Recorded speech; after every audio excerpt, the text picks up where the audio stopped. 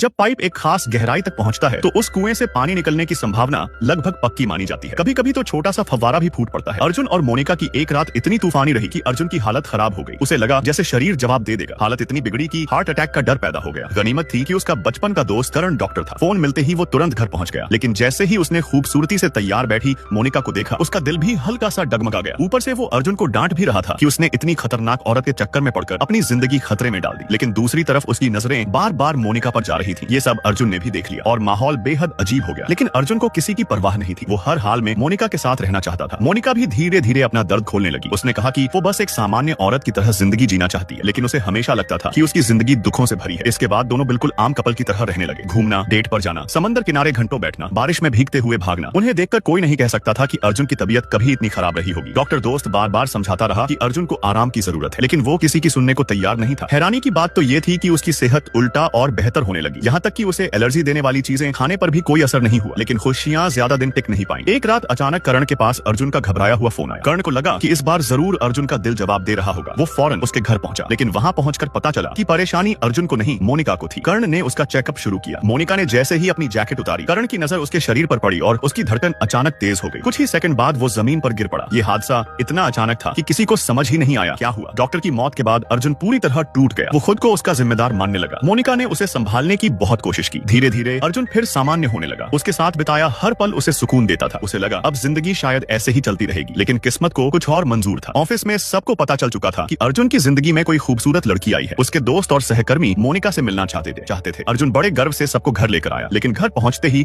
उसके पैरों तले जमीन खिसक गई। मोनिका गायब थी। पूरा घर अस्त व्यस्त पड़ा था। उसकी सारी चीजें भी गायब थी। अर्जुन ने हर जगह तलाश की, लेकिन मोनिका का कोई पता नहीं चला। अब उसके दोस्त भी सोचने लगे कि शायद ऐसी कोई लड़की थी ही नहीं। लेकिन अर्जुन को पूरा यकीन था कि मोनिका सच में उसकी जिंदगी में आई थी। टूटा हुआ अर्जुन फिर उसी पुराने बार में जा बैठा जहां वो पहली बार मोनिका से मिला था। भीड़ के बीच अकेला बैठा वो बस एक ही सवाल सोच रहा था, क्या मोनिका सच थी या सिर्फ उसकी तन्हाई का सपना। अगर आपको इस मूवी का लिंक चाहिए तो अभी फॉलो करो और कमेंट में लिंक लिखो। मूवी सीधा आपके मैसेज में आ जाएगा।